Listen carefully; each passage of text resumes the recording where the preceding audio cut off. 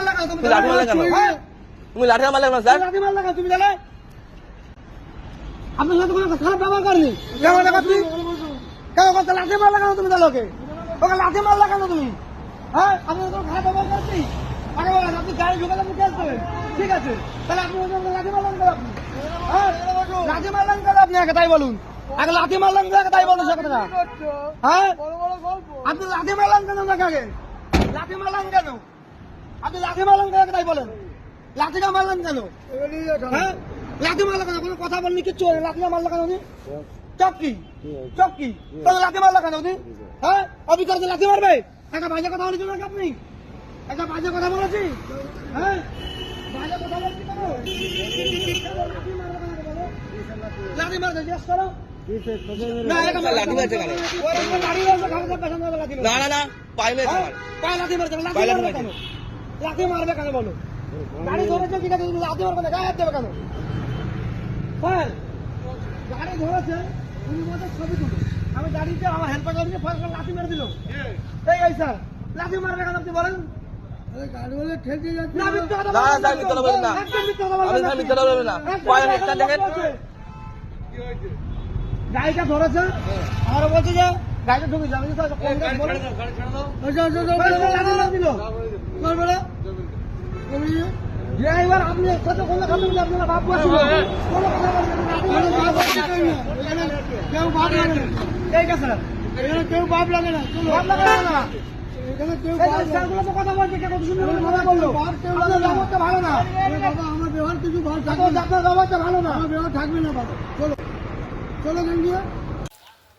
তো দর্শক, আপনারা দেখলেন ভিডিও, যে এর আগে তো আমরা দেখেছি তোলাবাজি, এবং সেই তোলাবাজির ভিডিও যদি আপনারা করেন তাহলে কিছু পুলিশকর্মী বা কিছু সিভিক যারা মোবাইল ছিনতাই করার ভিডিও, এবং প্রকাশ্যে এটাও বলতে দেখেছি আমরা যে ভিডিও করতেছো করো, ভালো করে করো, এবং কেউ কেউ তো এটাও বলে থাকেন যে ভিডিও করে কোনো লাভ নেই, ভিডিও করে কোনো লাভ নেই।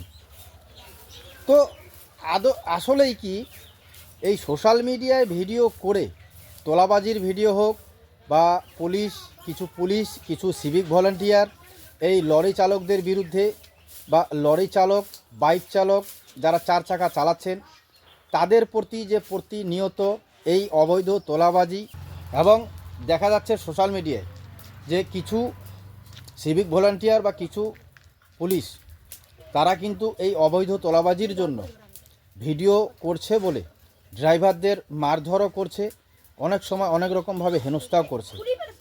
কিন্তু আসলে সেই ভিডিও সোশ্যাল মিডিয়ায় দিয়ে আসলেই কি কোনো লাভ হয়? আমি তো সোশ্যাল মিডিয়া লক্ষ্য করি যে অনেক সময় দেখা যায়, বলতে গেলে যে 100-র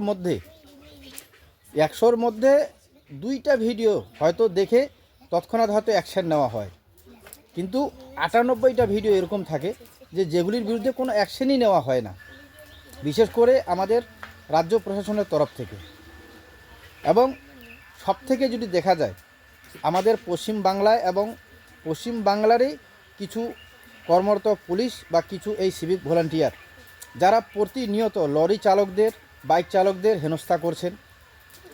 লরি চালকরা যদি 500 টাকা না দিচ্ছেন তাহলে তাদের গাড়ি 90 নামে সাইড করে রেখে দিচ্ছেন। আবার তারা যখন দেখছেন যে পাশ দিয়ে 10 চাকা 16 চাকা চলে যাচ্ছে, তারা 500 টাকা দিলেই তারা ছাড় পেয়ে যাচ্ছেন, তখন যখন তারা সেই ভিডিও তুলে ধরছেন তখন তাদের সামনে নানা রকম অত্যাচার হচ্ছে, মারধর করা হচ্ছে, মোবাইল ছিনিয়ে নেওয়ার চেষ্টা করা হচ্ছে। সেই ভিডিওগুলি হাজার হাজার ভিডিও সোশ্যাল মিডিয়ায় চলছে, এবং সেই ভিডিওতে ভিউজও অনেক। কিন্তু তারপরেও আমাদের রাজ্যের প্রশাসনের কি নজর পড়ে না? রাজ্যের পুলিশ মন্ত্রী নজর পড়ে না? কেন সকলেই চুপচাপ করে বসে আছেন? কেন এই ভিডিওগুলির কোনো দ্রুত পদক্ষেপ করা হয় না? তো সেটাই হচ্ছে প্রশ্ন। যেমন আপনারা এই ভিডিওতে দেখলেন যে একজন গাড়ি চালক ওনার গাড়ি দাঁড় করে উনি স্বইচ্ছায় চেক করাচ্ছেন, কিন্তু সেখানেও দেখা যাচ্ছে যে একজন পুলিশ চেকিংয়ে কাজ করছেন, একজন পুলিশ তিনি লাথি মেরে দিয়েছেন, একজন ড্রাইভারের সঙ্গীকে লাথি মারছেন, এবং তার প্রতিবাদ করতে গেলে তিনিও বলছেন যে ভিডিও করো, ভালো করে করো। আবার যখন রাস্তা দিয়ে দুজন বাইক চালক যাচ্ছেন তাদেরকে যখন বলা হলো, তিনি হয়তো তখন বুঝতে পারলেন যে না, এই ব্যাপারটা আর আমাদের মধ্যে থাকছে না, এখন রাস্তার পাবলিকও শুনছে।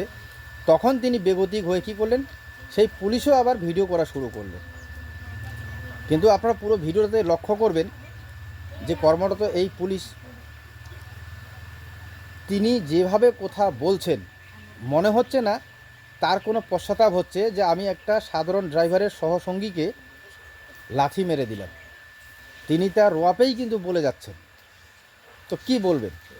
এই সমস্ত ভিডিও ভাইরাল, এবং এই ভাইরাল এবং একজন গাড়ি চালকের সহপাঠীকে যদি লাথি মারা হচ্ছে, এই ধরনের ভিডিও ভাইরাল হওয়ার পরেও যদি অ্যাকশন না হয়, তাহলে আমরা সোশ্যাল মিডিয়ায় এই সমস্ত ভিডিও ঢেলেই বা কী করব? এটাই হচ্ছে কথা। সোশ্যাল মিডিয়ায় আমরা হাতিয়ার হিসেবে মোবাইলটাকে ব্যবহার করি, এবং আমরা মনে করছি যে এই সমস্ত ভিডিও সোশ্যাল মিডিয়ায় দিলে নিশ্চয়ই কিছু না কিছু পদক্ষেপ করা হবে।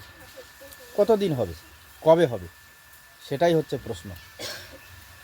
তো সাধারণ মানুষকে তারপরেও সজাগ সচেতন থাকতে লাগবে, এবং নিজের অধিকারের জন্য লড়াই নিজেকেই করতে হবে।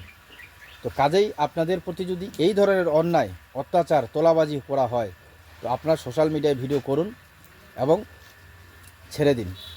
দেখা যাক কতদিনে এর সঠিক পদক্ষেপ গ্রহণ করা হয়। সজাগ থাকবেন। ধন্যবাদ।